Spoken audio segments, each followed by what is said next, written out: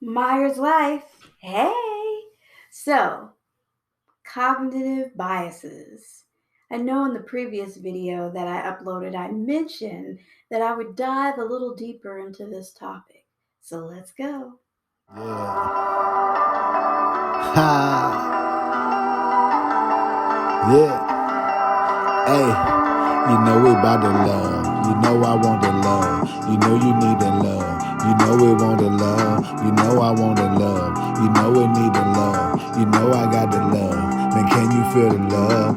Can you feel the love? You know I give you love. You know we giving love. You know we need your love. You know I love your love. You know I need your love. You know I need your love. We be giving love. Can you feel the love? No, we need love. You be needing love. We be needing love. Can you feel the love? No, I need your love. No, you need your love. You know we need your love. Can you feel the love? I can feel the love. I can see the love. I can feel the love. I can give you love. Can you give me love? Often we have certain thinking patterns, thinking styles that get us into trouble. And let me just say this, it's not your fault. Often we're taught these things from very young, how to perceive things, how to deal with certain emotions and adversities that we face, right? So, your parents teach you things, the kids at school teach you things, the shows you watch teach you things. So, there's all these environmental factors that kind of mold the way that we think and mold certain patterns of thought. Okay, so that's what a cognitive bias is, an unhelpful thinking style. What it is a pattern of thought that creates negativity. So if you're angry and finding yourself in a down mood, anxious, just frustrated, irritated, furious at times, rage, it's most likely because you've developed a pattern of thought that is unhelpful. All right. So, thought pattern number one is all or nothing thinking. All right, all or nothing. That's our first cognitive bias. Black and white. It's all good, it's all bad. Either I'm perfect or I'm a failure. Life is full of dichotomies. Everything has two opposite ends to the stick to it. But the more you stay on the seesaw and the more your thinking is just polarized, the more pain you're going to experience, the more suffering you're going to experience. Because there's always going to be an expectation or a perception that something should be different from what it is. And yes, it's good to want to see change and improvement in our lives. And not by all means, that's very important. But as we're moving along during that journey, if you're thinking in extremes, everything is going to be extreme. All right. So I spent a little time on this one because this one is all encompassing of all the other thought patterns that I'll discuss. So number two is mental filter, or kind of like disqualifying the positives. I'm going to put these two together, meaning we're filtering out all the good information and only seeing the bad. So we're not counting the, I don't know, all the A's you got in the semester. Only thing you see is that C. If you get one C that semester, all you can see is that C, and all you know is that you're a bad student. But the reality is, maybe you've gotten B's and A's throughout your whole school career. But when you disqualify those positives, you X that out, you negate all that information, and all you see is that. All right, cognitive bias number three, jumping to conclusions. Y'all. Now, in relationships, this is huge. We automatically know what the other person is going to think and do. We automatically know what's in the future. We can read their minds before any words come out of their mouth. And when you're kind of in this place, you're always expecting the worst out of someone. You're always expecting that same pattern of behavior and thought. And yes, the best predictor of future behavior is past behavior. But however, if you walk into a situation already in a negative place, you're going to get more negativity. So what you focus on is what you get. So if you're focusing on the negative, you're going to get the negative. So if you forgot to take the trash out and in your mind you're thinking, "Ooh, I know my partner's going to yell at me. They're going to give me this silent treatment. We're going to get in an argument. I'm going to end up sleeping on the couch." All of that is jumping to conclusions. You see where I'm going with this? All right. So the next cognitive bias is magnification and minimization. So these are kind of opposite ends of the stick, too, right? We can blow things out of proportion and catastrophize, right? Like, so something small can turn into something huge. Like, oh no, I have a pimple on my arm. Oh no, I have skin cancer. And I'm going to die by next month. And I have to go get a million evaluations medically. You see where I'm going with this? As opposed to thinking about it as, you know what, let me just go to my primary care, get it checked out, see what they say, not worry about it until then. We can catastrophize things and blow them way out of proportion. Okay? And then minimizing is taking something that's important and making it really small. So if someone in your life is saying, I feel this way when because, you know, and you say, oh, yeah, whatever, but let me tell you about what I need to tell you about. But this is more important than that. But this, but that. You see where I'm going? So you're minimizing what was important to that other person. And if that other person feels like you're minimizing what's important to them, eventually they're going to harbor resentment toward you. And eventually they're going to lash out at you and become aggressive. And that's typically what happens in those situations where someone is constantly feeling as though they're being minimized. All right. The next cognitive bias, number 5, is emotional reasoning. Okay. So, what that is when we draw conclusions based purely on what we feel. Now, feelings are fickle things and they change. Feelings do not stay the same. I can feel happy one moment and I can feel sad the next. And that's just the reality of our humanness, of who we are as beings, is that we feel and we have emotions and they change and they shift. Okay?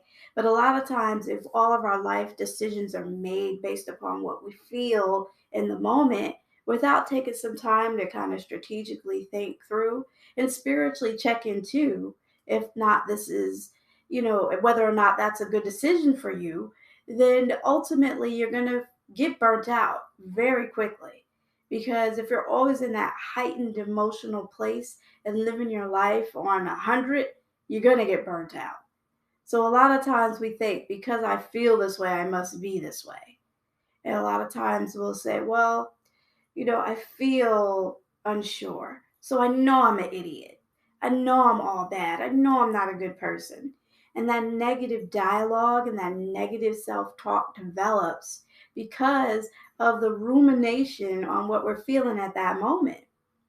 So if you find yourself in a place where you're emotionally reasoning a lot, it's time to take a step back and ground yourself. And there's videos on this channel about grounding because it's very important to step away from whatever the problem is and just focus on your body and focus on the here and now moment. And that's what grounding is. All right. Now let's talk a little bit about the 6 cognitive bias. And I'm going to tie this together because what it is the language we use. A lot of times when we're expressing how we feel, we say things like, you should do this. You ought to do this. You must do that. You're stupid. You're not smart. You're this, you're that. And we talk very harshly and in a very aggressive way to others. And what happens is they get defensive, and anything you have to say is not heard because the wall comes up, okay? So it's very important to be aware of the language you use because it can really hinder communication and it can really perpetuate more negative thinking. All right. Now, last but not least, personalization. All right. So that's when we take everything personally. If the job's closing down, it's your fault. If your partner comes home mad from work, it's your fault. Everything's your fault. And when you feel like that, you get pulled into situations that suck the energy out of you.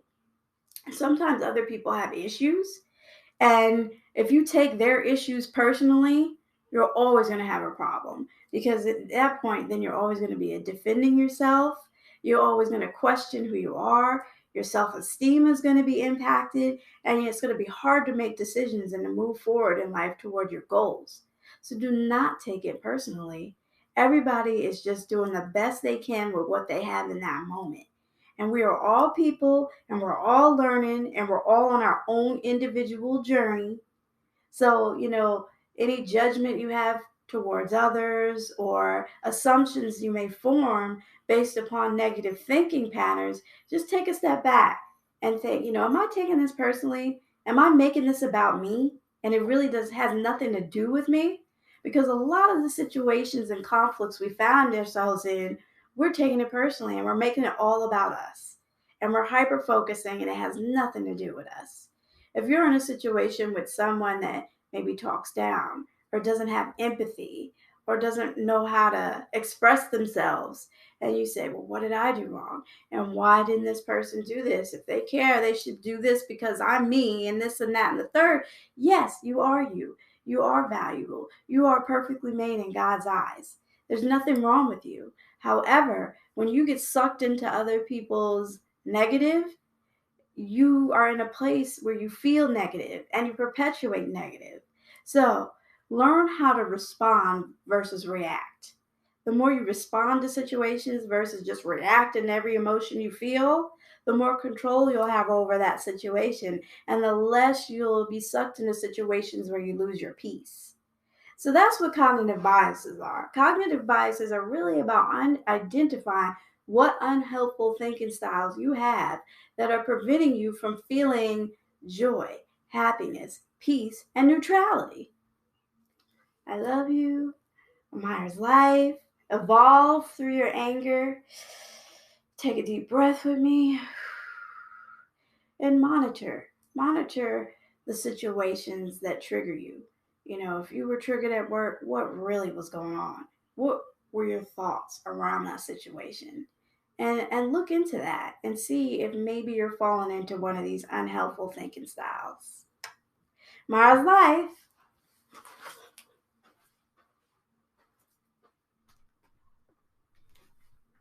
You know I want the love. You know you need the love. You know we want the love. You know I want the love. You know we need the love. You know I got the love. Man, can you feel the love? Can you feel the love? You know I give you love. You know we giving love. You know we need your love. I'm alive, 6, 7, 8, feeling great. Now I'm gonna shine, life is good. I'm doing fine, and gonna do it right and do it again, yeah. I look into the sky with all the beautiful color, but there's more than just for me, so gonna share it with another. I got to show, to give, let out. I want to sing and shout, take a look and see a beautiful morning that turns into a beautiful evening, and together make a beautiful life. And if you wanna see, then come along with me, that's right. And if you want a good tomorrow, it's pretty simple, gotta find a way to follow. And if you do, you have The Myers helped me face the issues that were tearing my relationship apart. They provided a safe environment to work through those difficult issues associated with our children, work, finances, trust, and intimacy. I feel I achieved a closeness and a renewed commitment to my relationship. I highly encourage couples to face their challenges and give the Myers a call. We want to thank the Myers for all of their support. We were on the brink of a divorce. We just could not communicate. We would have the same argument over and over again. But after a great deal of reflection, we actually enjoy being around each other again. You taught us skills that have helped us manage conflict. Yeah, we had a great spiritual conversation with a couple that had vested interest in helping us find our peace. As a startup entrepreneur, I have been able to leverage the Myers coaching. First of all, they are a sounding board for my personal anxieties as I develop and fine-tune my leadership. I would get so irritated. I now have a plan to manage my anger and a support system that holds me accountable. They are non-judgmental people with tremendous skill and talent, an asset for anyone trying to develop professionally.